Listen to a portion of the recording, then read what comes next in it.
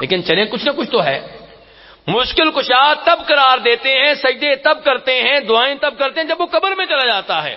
جب اللہ تعالیٰ کہتے ہیں کہ وما انت بمسمع من فی القبور، کہ اب یہ قبر میں چلا گیا ہے، اب آپ اسے اپنی آواز نہیں سنا سکتے. وہم عن دعائہم غافلون، جب صورتحال یہ ہو جاتی ہے کہ اللہ تعالیٰ کہتے ہیں کہ تمہاری دعا سے غافل ہے، بے خبر ہے، لا علم ہے. تو کہتا ہے کہ میں فلاں قبر پہ گیا تھا، بابا جی نے مجھے بیٹا دے دیا.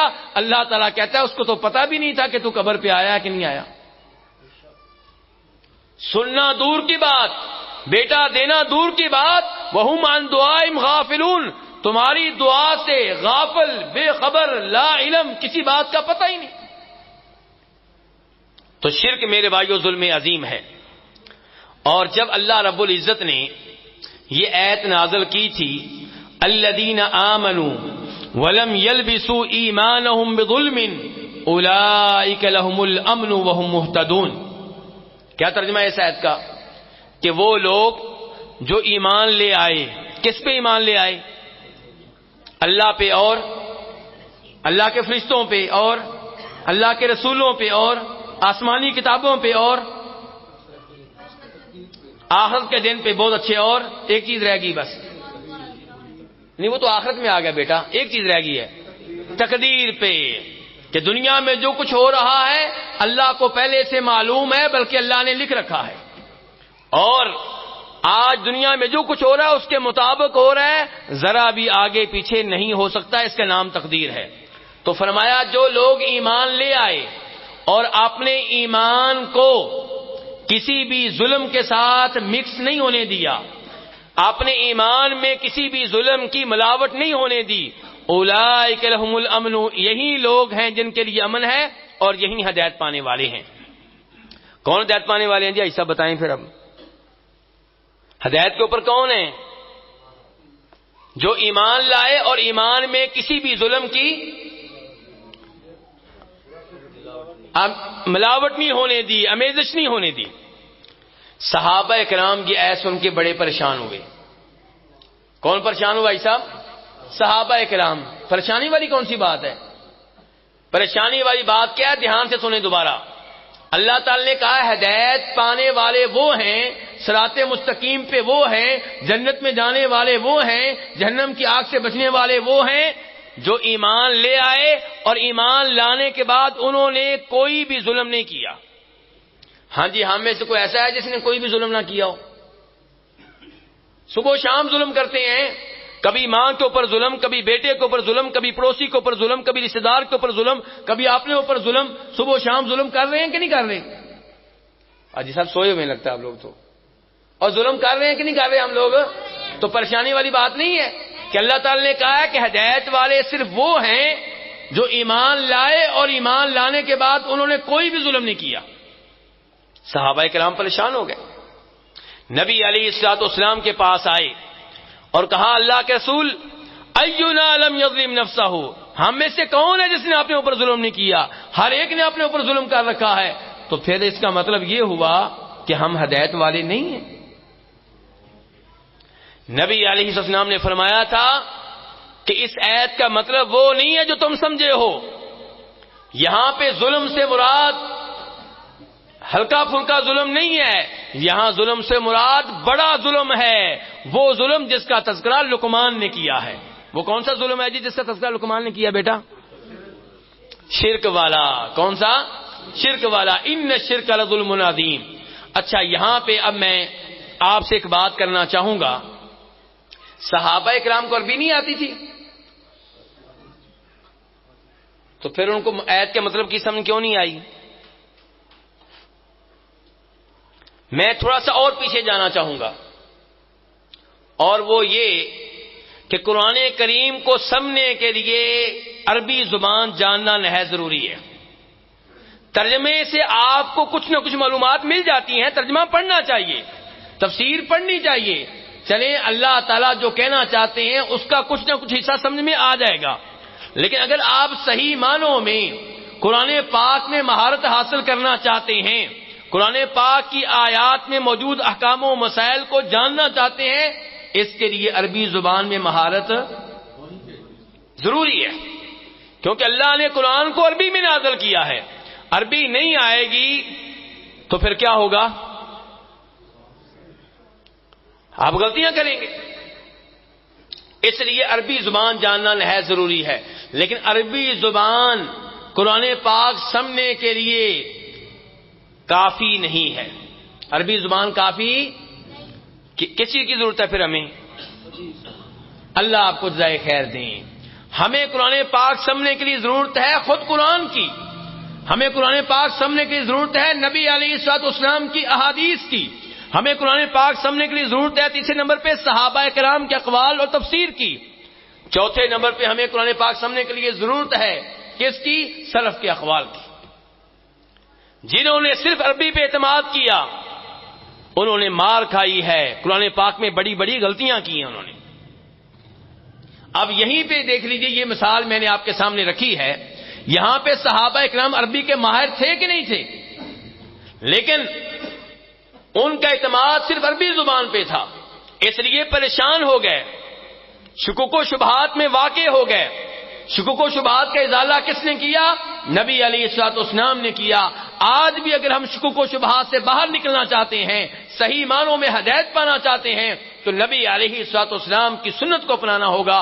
واتبعوہ لعلکم تہتدون. اگر تم ہدایت چاہتے ہو، صراط مستقیم پہ آنا چاہتے ہو، جنت کی راہ پہ لگنا چاہتے ہو، تو نبی علیہ الصلوۃ والسلام کی سنت کی پیروی کرو، آپ کے نقش قدم پہ چلو. صحابہ اکرام کا اشکال کا ازالہ کس نے کیا؟ اللہ کے رسول نے. اور کیا پڑھ کے کیا؟ قرآن پڑھ کے. کس نے کہا یہ؟ اللہ آپ کو ذائقہ ہے. قرآن پاک پڑھ کے آپ نے ازالہ کیا. پتہ چلا قرآن پاک کی تفسیر خود قرآن پاک کرتا ہے. قرآن پاک کی تفسیر نبی علیہ السلام کی حدیث کرتی ہے. قرآن پاک کی تفسیر صحابہ کرام کرتے ہیں.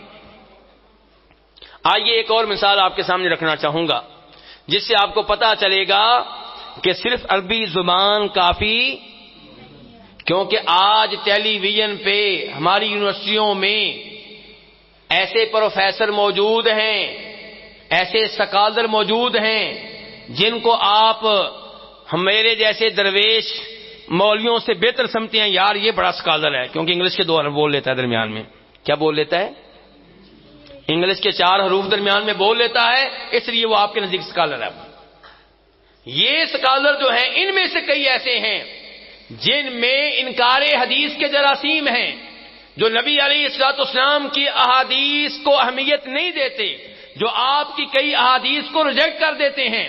میں نام لوں گا ایک، ویسے عام طور پہ میں نام نہیں لیا کرتا، لیکن ایک آدمی کا نام لینے لگا ہوں. کیا نام ہے جی؟ جاوید احمد غامدی. کیا نام ہے جی؟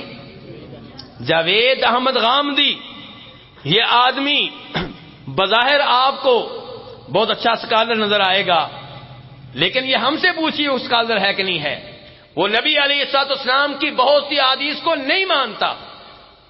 جہاں پہ حدیث اس کی عقل سے ٹکرائے گی، کس سے ٹکرائے گی؟ عقل سے. وہ کہے گا یہ حدیث یہاں پہ نہیں مانی جائے گی. اچھا جی، اب عقل کس کی؟ میری عقل مانتی ہے، غامدی صاحب کی عقل نہیں مانتی. اب کون سی عقل میں یاد ٹھہرے گی جی؟ اور عقلیں کتنی ہیں انسانوں کی؟ بے شمار. اب کس کی عقل میں یاد ٹھہرے گی؟ غامدی کے لیکچر میں بیٹھنے والے، غامدی کے اسکول آف تھاٹ سے تعلق رکھنے والے، جو چیزیں ان کی عقل میں نہیں اترتی ہماری عقل میں بڑی آسانی سے اترتی ہیں. آپ کی عقل کو ان یونیورسٹیوں نے خراب کر دیا ہے، آپ کی عقل کو انگریزوں نے خراب کر دیا ہے. آپ کی عقل میں یار نہیں ہے. جو عقل میں یار ہے وہ جناب محمد رسول اللہ کی ہے، صحابہ کرام کی ہے صلی اللہ علیہ وسلم. ایک اور مثال آپ کے سامنے رکھنا چاہوں گا کہ صرف عربی زبان کافی نہیں ہے. امام خطابی اپنی کتاب اعجاز القرآن میں نقل کرتے ہیں، روایت لے کر آئے ہیں کہ ایک آدمی نے ابو العالیہ سے سوال کیا. کیا نام لیا میں نے بیٹا؟ ابو العالیہ. کیا نام لیا میں نے؟ اور دہرائیے. ابو العالیہ تابعی ہیں. ان کے پاس ایک آدمی آیا، کہتا مجھے بتائیں اس آیت کا کیا مطلب ہے؟ فویل للمصلین الذین هم عن صلاتهم ساہون. ہلاکت ہے ان نمازیوں کے لیے جو اپنی نماز کے معاملے میں غفلت کا مظاہرہ کرتے ہیں۔ ابو العالیہ سے اس آیت کا مطلب پوچھا گیا۔ ابو العالیہ کہنے لگے اس آیت کا مطلب یہ ہے کہ کوئی آدمی نماز پڑھتا ہے اور نماز میں اتنا غافل ہے کہ سلام پھرتا ہے، اس کو پتہ ہی نہیں کہ 3 رکعتیں ہوئی ہیں کہ 4 ہوئی ہیں، 2 ہوئی ہیں کہ 3 ہوئی ہیں۔ امام حسن بصری وہ قریب میں بیٹھے ہوئے تھے، کہا ابو العالیہ نہیں یہ مطلب نہیں ہے اس آیت کا جو آپ بتا رہے ہیں۔ کیا مطلب ہے جی؟ کہا آیت کا مطلب یہ ہے کہ ہلاکت ہے ان لوگوں کے لیے جو نماز سے غافل رہتے ہیں، یعنی کہ نماز کا وقت گزار دیتے ہیں، قضا کر کے پڑھتے ہیں، بعد میں پڑھتے ہیں، نماز کو اس کے وقت پہ نہیں پڑھتے، ایسے نمازیوں کے لیے ہلاکت ہے۔ دونوں میں کیا فرق ہوا جی؟ کون سا بھائی بتائے گا؟ جو ابو العالیہ نے کہا تھا وہ کیا تھا بھلا، کس کو یاد ہے؟ یہ سارے جواب آپ ہی دے رہے ہیں، یہ کہاں ہیں یہ بھائی میرے؟ آپ تو علماء میں سے لگ رہے ہیں مجھے۔ یعنی کہ آیت کا مطلب کیا ہے؟ جب اللہ تعالیٰ کہہ رہے ہیں ان نمازیوں کے لیے ہلاکت ہے جو نماز سے غافل رہتے ہیں، تو اس کا کیا مطلب ہے کہ نماز میں بھول جانا، بھولنا تو مراد ہی نہیں، نماز میں غفلت کا مظاہرہ کرنا، یا اس کا مطلب ہے کہ نماز سے غافل رہنا؟ نماز میں غافل رہنا یا نماز سے غافل رہنا؟ سمجھیں دو چیزیں۔ تو ابو العالیہ نے کہا تھا اس کا مطلب یہ ہے کہ نماز میں غافل رہنا، نماز ہو گئی، امام صاحب نے سلام پھیر دیا، اب ان کو یاد ہے کہ کون سی نماز تھی، زور کی تھی کہ اثر کی تھی، کتنی رکعتیں تھیں، کچھ پتہ ہی نہیں۔ یہ مطلب نکالا ہے اس آیت کا کس نے؟ ابو العالیہ نے۔ امام حسن بصری نے کہا نہیں، اس کا مطلب یہ نہیں ہے کہ نماز میں غافل رہتے ہیں، اس کا مطلب یہ ہے کہ جو نماز سے غافل رہتے، نماز پڑھنے کے لیے ٹائم پہ آتے ہی نہیں ہیں۔ امام حسن بصری نے وہاں پہ ان کو خبردار کیا، کہا ابو العالیہ غور کریں، اللہ نے کہا ہے الذین ہم ان، کہا فی نہیں کہا، سے کہا میں نہیں کہا۔ تو یہ عربی لغت ہے۔ ابو العالیہ عربی کے ماہر تھے، لیکن اس موقع پہ عربی قواعد کا خیال نہیں کر سکے تو غلطی کر گئے۔ حسن بصری نے خبردار کیا، تب جا کے انہیں پتا چلا۔ تو امام ابو العالیہ عظیم امام ہیں، لیکن ان کی عربی وہاں پہ ان کے کام نہیں آئی۔ ایک اور مثال آپ کے سامنے رکھنا چاہوں گا۔ کتنی مثالیں پہلے دے چکا ہوں؟ دو دے چکا ہوں۔ تیسری مثال، امام مسلم رحمہ اللہ روایت کرتے ہیں جناب مسروق بن اجدع سے۔ کیا نام ہے تابعی کا؟ مسروق۔ کیا نام ہے جی؟ مسروق۔ اجدع آپ کو معاف کر دیا، بس مسروق یاد کر لیں آپ۔ مسروق بن اجدع وہ روایت کرتے ہیں کہ میں ام المؤمنین عائشہ رضی اللہ تعالیٰ عنہا کے پاس بیٹھا ہوا تھا، تو وہ فرمانے لگیں من زعم ان محمدا قد رأى ربه فقد اعظم على الله الفریہ صلی اللہ علیہ وسلم۔ ام المؤمنین عائشہ کہہ رہی ہیں جو آدمی یہ دعویٰ کرے کہ نبی علیہ الصلوۃ والسلام غیب کی باتیں جانتے تھے، مستقبل کی باتیں جانتے تھے، وہ اللہ پہ تہمت لگا رہا ہے۔ یہ کون کہہ رہی ہیں؟ حضرت عائشہ کہہ رہی ہیں، مسلم شریف کا حوالہ بھی دے رہا ہوں۔ تو مسروق نے یہ بات سنی، اس کے بعد یہ بھی کہا ام المؤمنین عائشہ نے کہ جو آدمی یہ سمجھے کہ نبی علیہ الصلوۃ والسلام نے اپنی آنکھوں سے اللہ تعالیٰ کی زیارت کی تھی، اپنی آنکھوں سے اللہ تعالیٰ کو دیکھا تھا، وہ بھی جھوٹ بول رہا ہے۔ مسروق بن اجدع بڑے حیران، یہ ام المؤمنین عائشہ کیا کہہ رہی ہیں؟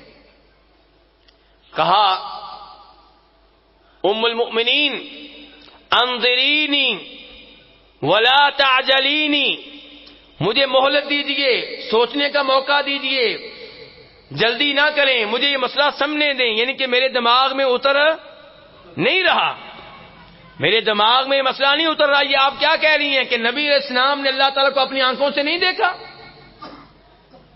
یہ کون سا مہینہ جی؟ عربی مہینہ ربیع الاول کا مہینہ، جس مہینے میں ہمارے بھائی نبی علیہ الصلوۃ والسلام سے محبت کرتے ہوئے، اور ہمیں ان کی محبت میں کوئی شک و شبہ نہیں ہے، پہلے بتا دوں، وہ اپنی طرف سے محبت ہی کرتے ہیں، لیکن محبت میں جو کام کر رہے ہوتے ہیں وہ نبی علیہ الصلوۃ والسلام سے ثابت نہیں ہے، صحابہ کرام سے ثابت نہیں ہے۔ آپ کے یوم ولادت کو بطور عید، بطور تہوار، بطور جشن منانا یہ نبی علیہ الصلوۃ والسلام کا طریقہ نہیں ہے، آپ کی تعلیمات نہیں ہے، صحابہ کرام کا طریقہ نہیں ہے، آل بیت کا طریقہ نہیں ہے، 4 اماموں کا طریقہ نہیں ہے، شیخ عبد القادر جیلانی رحمہ اللہ کا یہ طریقہ نہیں ہے، یہ چیز بہت بعد میں ایجاد ہوئی ہے۔ لیکن فی الحال میرا جو موضوع ہے وہ کیا ہے کہ ہمارے یہ بھائی جب یہ تقریبات منعقد کرتے ہیں تو وہاں پہ جو گفتگو کرنے والے ہمارے احباب آتے ہیں وہ نبی علیہ الصلوۃ والسلام سے محبت کا اظہار کرتے ہوئے کئی ایسی باتیں کر جاتے ہیں جو قرآن کے خلاف ہوتی ہیں، جو عقیدہ توحید کے خلاف ہوتی ہیں، جبکہ آپ نے کیا کہا تھا؟ لا تطرونی کما اطرت النصارى ابن مریم انما انا عبد فقولوا عبد اللہ ورسولہ۔ کیا آپ نے کہا تھا کہ میری شان بیان کرتے ہوئے حد سے آگے نکل جانا، جو مرضی کہنا، میری محبت میں اندھے ہو جانا، عقیدت میں اندھے ہو جانا، اور یہ دعویٰ کرنا جی ہماری محبت اندھی ہے، ہماری عقیدت اندھی ہے، ہمیں کسی اصول کا نہیں پتا، ہمیں کوئی نہ پوچھے، ہم اللہ کے رسول سے اتنی محبت کرتے ہیں کہ جو چاہیں سو کریں۔ کیا اللہ کے رسول کی تعلیمات یہ تھی؟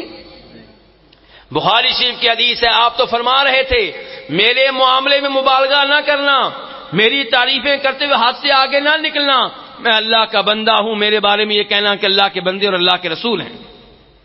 جناب معاذ بن جبل، ابن ماجہ کی حدیث ہے، کس صحابی کے نام بھی ہے بیٹا؟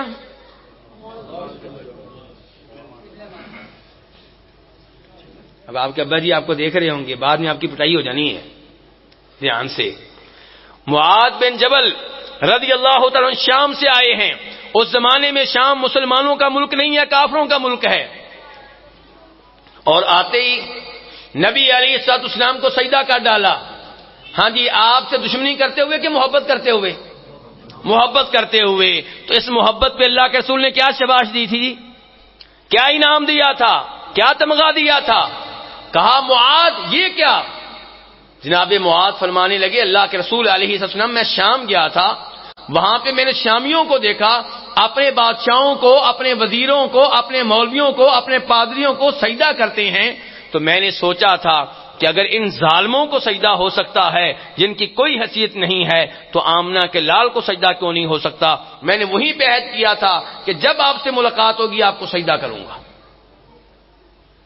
تو نبی علیہ السلام نے کیا فرمایا تھا صلی اللہ علیہ وسلم؟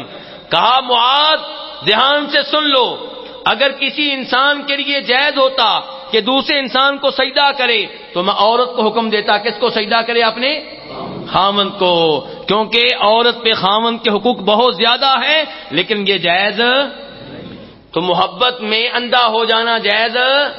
ہمارے بھائی تو فخر سے کہتے ہیں نا کہ ہماری عقیدت جو ہے وہ اندھی ہے، محبت اندھی ہے، لیکن احادیث کیا کہہ رہی ہیں کہ شریعت کو اندھی محبت کی ضرورت۔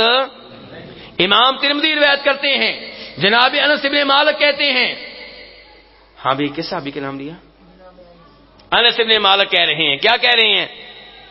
کہتے ہیں کہ صحابہ کرام کو جتنی محبت نبی صلی اللہ علیہ وسلم سے تھی کسی اور سے نہیں تھی، اس کے باوجود جب آپ تشریف لاتے تھے، جب آپ کی آمد ہوتی تھی، صحابہ کرام کھڑے نہیں ہوتے تھے۔ انس بن مالک کہہ رہے ہیں، میں نہیں کہہ رہا، صحابی کہہ رہے ہیں، آپ کے خادم کہہ رہے ہیں، ترمذی شریف کا حوالہ دے رہا ہوں، کھڑے نہیں ہوتے تھے۔ کیوں نہیں ہوتے تھے؟ انس بن مالک کہتے ہیں اس لیے کہ صحابہ کرام جانتے تھے کہ نبی علیہ الصلوۃ والسلام اپنی آمد پہ کھڑے ہونے کو پسند نہیں کرتے۔ آج سکول ٹیچر کلاس میں آتا ہے تو سب کھڑے، جج عدالت میں داخل ہوتا ہے سب کھڑے۔ بھئی اگر میں مسجد میں داخل ہوا ہوں، کوئی صاحب کھڑے ہو گئے معانقہ کرنے کے لیے، گلے ملنے کے لیے، مسافے کے لیے، کوئی عرض نہیں ہے، لیکن بلا مقصد صرف تعظیم کے طور پہ کھڑے ہونا اور پھر بیٹھ جانا، جب وہ بیٹھے گا تب، جب اجازت دے گا تب، یہ غلط ہے، یہ درست نہیں ہے۔ تو کہنے کا مطلب یہ ہے کہ نبی علیہ الصلوۃ والسلام نے محبت کا یہ انداز پسند کیا، آپ نے صحابہ کرام کو یہ انداز اختیار کرنے دیا، اور آج ہمارے بھائی آپ پہ سلام پڑھتے ہوئے کھڑے ہو جاتے ہیں اور یہ تصور کرتے ہیں گویا کہ اللہ کے رسول آ رہے۔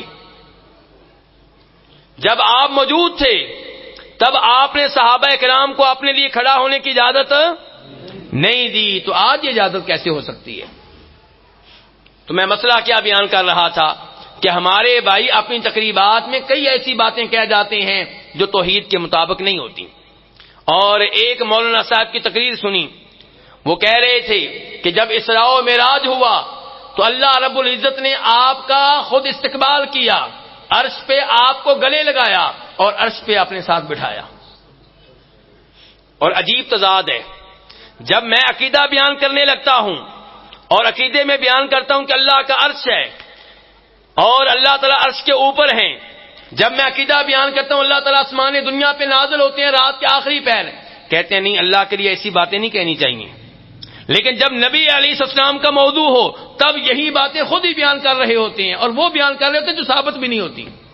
ہم تو بخاری شریف کی حدیث بیان کرتے ہیں، آپ مانتے نہیں ہیں، اور جب اسراء و معراج کا واقعہ آتا ہے، نبی علیہ السلام کا تذکرہ ہوتا ہے، تو آپ وہ روایتیں بیان کرتے ہیں جو ثابت بھی نہیں ہیں۔ تو ہمارے بھائی یہ بیان کرتے ہیں کہ اللہ کے رسول علیہ السلام نے معراج کے موقع پہ اللہ تعالیٰ کو دیکھا تھا، اور یہاں پہ جناب عائشہ کیا کہہ رہی ہیں؟ جو یہ دعویٰ کرے وہ اللہ پہ جھوٹ بول رہا ہے۔ تو مسروق بہت حیران ہوئے، کہنے لگے ام المومنین آپ کیا کہہ رہی ہیں؟ کیا نبی علیہ السلام نے اپنی آنکھوں سے اللہ کو نہیں دیکھا تھا؟ اگر نہیں دیکھا تھا تو قرآن کی ان دو آیتوں کا مطلب کیا ہے؟ اور ہمارے بھائی بھی یہی آیتیں پڑھتے ہیں جن کو دلیل بناتے ہیں کہ اس کا مطلب یہ ہے کہ اللہ کے رسول نے اللہ تعالیٰ کو دیکھا تھا صلی اللہ علیہ وسلم۔ بات کو آگے بڑھانے سے پہلے یہ بیان کر دوں، عقیدہ ہمارا یہ ہے کہ اس دنیا میں کسی انسان کے لیے ممکن نہیں ہے کہ اللہ تعالیٰ کو بیداری کی حالت میں اپنی آنکھوں سے دیکھ سکے، لیکن روز قیامت اللہ کے فضل و کرم سے سارے جنتی اللہ تعالیٰ کے چہرے کا دیدار کریں گے۔ یا اللہ ہمیں ان میں شامل فرما جن کو تو اپنے چہرے کے دیدار کا موقع دے گا، آمین۔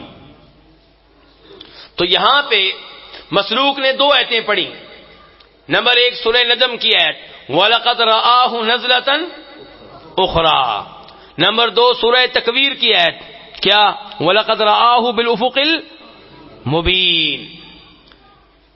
یہاں ان دو آیتوں میں اللہ تعالیٰ کہہ رہے ہیں کہ ہمارے نبی نے صلی اللہ علیہ وسلم اس کو دیکھا ہے۔ کس کو دیکھا ہے؟ بولیے ذرا، اسے دیکھا ہے۔ اسے کون ہے بھی؟ اسے ہمارے دوست یہ کہتے ہیں کہ اسے سے مراد اللہ تعالیٰ کی ذات ہے، اور مسروق بھی یہی سمجھتے تھے، اور اس لیے شاید ان کا عقیدہ تھا کہ نبی علیہ السلام نے اللہ تعالیٰ کی ذات کو دیکھا ہے۔ ام المومنین عائشہ نے کہا نہیں، یہ عقیدہ غلط ہے، یہ بات درست نہیں ہے۔ اور جب یہ دو آیتیں مسروق تابعی نے ام المومنین عائشہ کے سامنے رکھیں تو جناب عائشہ نے کہا مسروق ان دو آیتوں کی تفسیر اللہ کے رسول سے صلی اللہ علیہ وسلم سب سے پہلے میں نے معلوم کی تھی، میں نے آپ سے سوال کیا تھا ان دو آیتوں کا کیا مطلب ہے، تو آپ نے کہا تھا، اب تفسیر کون بیان کر رہے ہیں؟ نبی کریم صلی اللہ علیہ وسلم بیان کر رہے ہیں۔ آپ نے کہا تھا یہاں پہ مراد جبریل ہیں علیہ السلام، اور میں نے جبریل علیہ السلام کو ان کی اصلی شکل و صورت میں زندگی میں صرف 2 بار دیکھا۔ کتنی بار دیکھا جی؟ تو صبح شام وہی نہیں آتی تھی، تو پھر یہ کیوں کہہ رہے 2 دفعہ دیکھا ہے؟ اصلی حالت میں 2 دفعہ دیکھا ہے، ورنہ عام طور پہ وہ کسی انسان کی شکل میں آتے تھے، تو اصلی حالت میں 2 بار دیکھا ہے۔ اب میں کہنا یہ چاہتا ہوں کہ جناب مسروق کو عربی آتی تھی کہ نہیں آتی تھی، لیکن غلطی لگی کہ نہیں لگی؟ اور پھر وضاحت کہاں سے ملی؟ جناب عائشہ سے، اور جناب عائشہ نے وضاحت کہاں سے لی؟ نبی کریم صلی اللہ علیہ وسلم سے۔ قرآن کو اللہ کے رسول کے بغیر، آپ کی احادیث کے بغیر سمجھنا ممکن نہیں ہے۔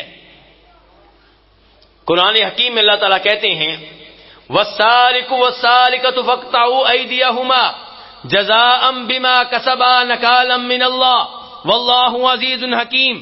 چوری کرنے والا کوئی مرد ہو یا چوری کرنے والی کوئی عورت ہو، ان کے ہاتھ کاٹ ڈالو.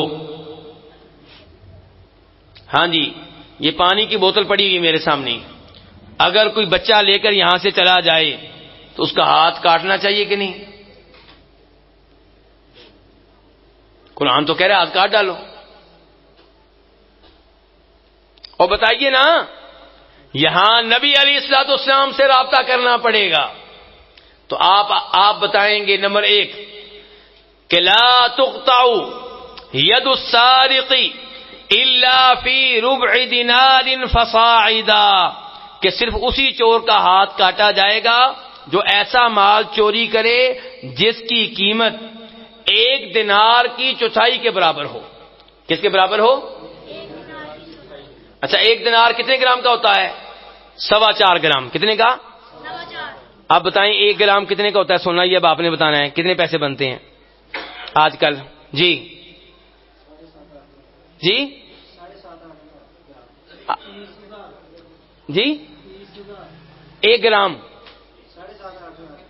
8,000 بتا رہے ہیں جی. 8,000 کا 1 گرام ہے. اس کا مطلب یہ ہے کہ اگر کسی نے 5,000 کی چیز چوری کی ہے، اس کا ہاتھ نہیں کاٹا جائے گا. تو بوتل چوری کرے اس کا ہاتھ کاٹا جائے گا کہ نہیں کاٹا جائے گا؟ تو پھر تو لوگ چوریاں شروع کر دیں گے. 5,000 5,000 کی چیزیں، 4,000 کی چیزیں. اس کا بھی حل موجود ہے. اس کا مطلب یہ نہیں ہے کہ اس کو سزا نہیں ملے گی، اس کو سزا ملے گی لیکن ہاتھ نہیں کاٹا جائے گا.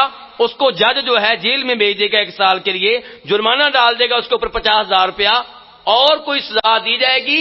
لیکن ہاتھ تب کاٹا جائے گا جب چوری کم از کم 1 دینار کی چوتھائی کے برابر ہو. یعنی کہ آج کل کے لحاظ سے جیسے بھائی بتا رہے ہیں 8,000 روپیہ.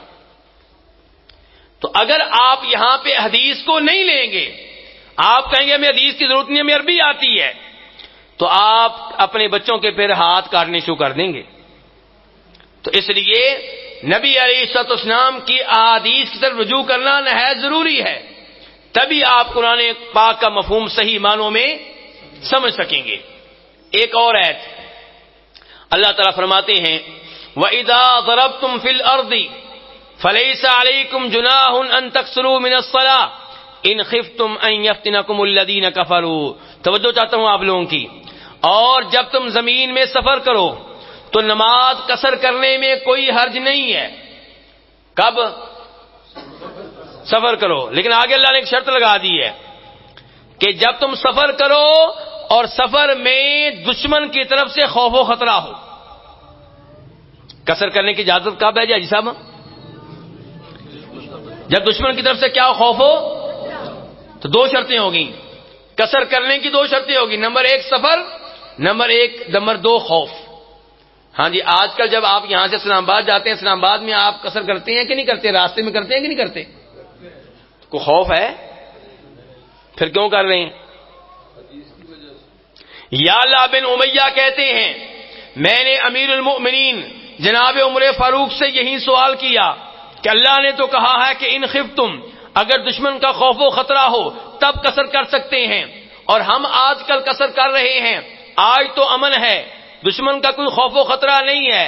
تو جناب امیر المؤمنین عمر فاروق کہنے لگے یہی سوال میں نے نبی علیہ الصلوۃ والسلام سے کیا تھا، اور آپ نے کہا تھا صدقۃ تصدق اللہ بہا علیکم فاقبلوا صدقہ، کہ اللہ نے شرط لگائی تھی کہ قصر تب کر سکتے ہیں جب دشمن کا خوف و خطرہ ہو، لیکن پھر اللہ نے یہ شرط معاف کر دی اور اللہ نے رخصت دے دی. یہ اللہ نے تمہارے اوپر صدقہ کیا، اللہ کا صدقہ قبول کر لو.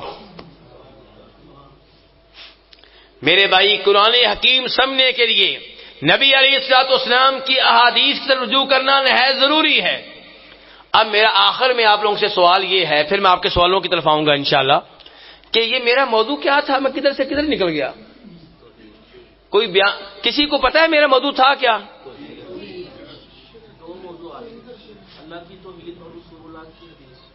مجھے ایک موضوع چاہیے، میرا موضوع بیان کریں. ایک موضوع ہونا چاہیے. کیا وہ 2 موضوع ہو گئے میرے بھائی؟ میرا ایک موضوع تھا، وہ کیا تھا؟ اپنے بچوں کو شرک سے قرآن کے لیے حدیث بھی ضرور کوئی میرا موضوع ابھی تک موضوع نہیں بتا سکا مجھے. حکمت اور شرک. حالانکہ شروع میں نے موضوع بتا دیا تھا اپنا شروع میں ہی. میں نے کہا تھا قرآن پاک کی ایک آیت کی تفسیر آپ کے سامنے رکھوں گا. اب اس آیت میں جب شرک کا مسئلہ آیا میں نے وہ چھیڑ دیا, کیونکہ میں تو اس آیت کے مطابق چلوں گا نا.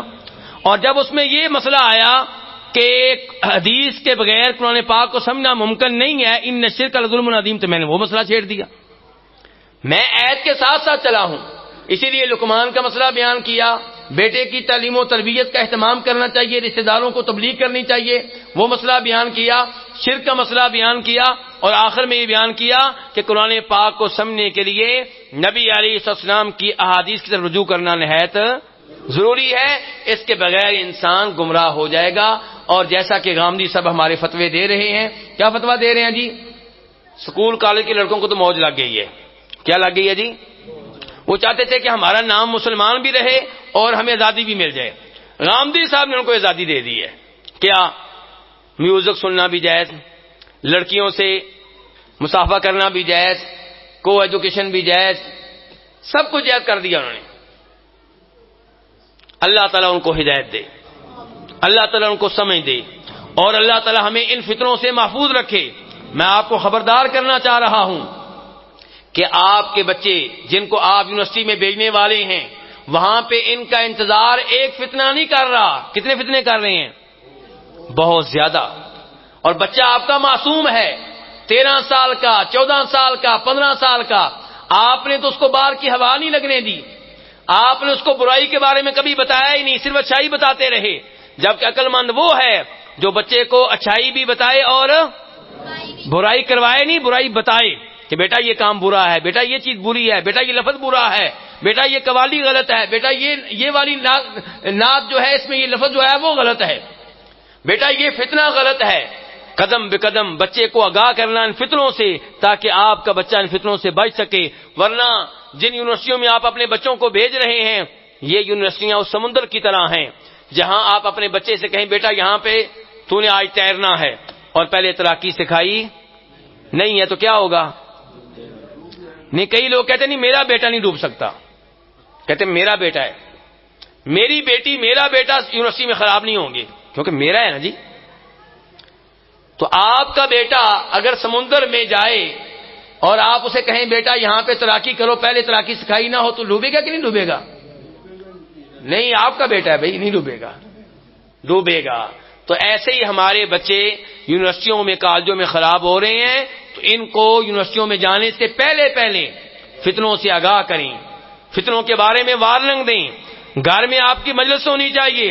انکار حدیث کا فتنہ, گانوں کا فتنہ, شرک کا فتنہ, اور نبی علیہ الصلوۃ والسلام کے اوپر شکوک و شبہات کا فتنہ, قرآن کے اوپر شکوک و شبہات کا فتنہ, اسلام کے خلاف باتوں کا فتنہ, یہ سارے فتنے ہی فتنے ہیں. آج ایک صاحب مجھے بتا رہے تھے کہ ابو جہل کا بھی یوم ولادت منایا جاتا ہے.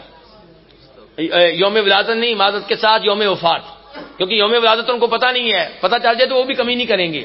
لیکن یوم وفات تو ان کو پتہ چل گیا. کیسے پتہ چل گیا؟ کیونکہ وہ بدر میں مرا تھا نا, تو بدر کی لڑائی کا تو پتہ ہے کب ہوئی تھی, تو وہاں سے ان کو پتہ چل گیا کس کا؟ ابو جہل کی یوم وفات کا. تو کچھ لوگ ایسے ہیں جو ابو جہل کے یوم وفات منا رہے ہیں, کہتے ہیں وہ ہیرو تھا, عربوں کا ہیرو تھا. یہ کون لوگ ہیں؟ یہ وہ لوگ ہیں جو واضح طور پہ اسلام کے خلاف نہیں بول سکتے, لیکن ایسے لوگوں کا اہتمام کرتے ہیں, ان کے نعرے لگاتے ہیں, ان کی تقریبات منعقد کرتے ہیں جو اسلام کے دشمن تھے. اس طریقے سے وہ آپ کو اسلام سے متنفر کرتے ہیں. کبھی نام لیتے ہیں انڈیا کے, کیا نام ہے جی, بھگت سنگھ, کیا اس کا نام ہے جی؟ بھگت ہے کہ بھگت ہے, کیا وہ چیز ہے بھگت؟ اس کے بارے میں لاہور سے آوازیں اٹھتی رہتی ہیں کہ اس کو قومی ہیرو قرار دیا جائے. تو کہنے کا مطلب یہ ہے کہ یہ فتنے ہیں جن کا سامنا آپ کے معصوم سے بچے نے کرنا ہے. اور پھر کچھ والدین تو اس سے بھی آگے نکل جاتے ہیں, وہ اپنے بچے کو کہاں بھیجتے ہیں پڑھنے کے لیے جی؟ لندن, ماسکو, جی چائنا. اور صورتحال یہ ہے کہ میں یہ کہہ رہا ہوں کہ اگر اس کے باپ کو وہاں بھیجا جائے تو وہ بھی خراب ہو جائے گا. کس کو بھیجا جائے؟ باپ کو. اور یہ باپ کیا کہہ رہا ہے؟ میرا بیٹا خراب نہیں ہوگا, میری بیٹی خراب نہیں ہوگی. وہاں پہ فتنہ صرف وہ نہیں ہے جو آپ سمجھتے ہیں. آپ کے ذہن میں ایک ہی فتنہ آتا ہے بدکاری کا. اس سے بڑے فتنے آپ کے بیٹے کے دماغ میں نبی علیہ الصلوۃ والسلام کے خلاف, اسلام کے خلاف, قرآن کے خلاف ایسی ایسی باتیں ڈال دی جائیں گی جن کو نکالنا آپ کے لیے کیا کسی عام مولوی کے لیے بھی مشکل ہوگا. تو آپ خود اسلام کے بارے میں الف بے نہیں جانتے, آپ کے بیٹے کو کیا پتا ہوگا بیچارے کو. تو اس لیے میرے بھائیوں اپنی اولاد کی فکر کریں. اور لقمان حکیم نے جس طرح بیٹے کی تعلیم و تربیت کا بندوبست کیا ہے ایسے آپ بندوبست کریں. وقت کی کمی کی وجہ سے میں نے ان کی ایک نصیحت آپ کے سامنے رکھی ہے بس, ورنہ آگے 10-12 ان کی نصیحتیں ہیں.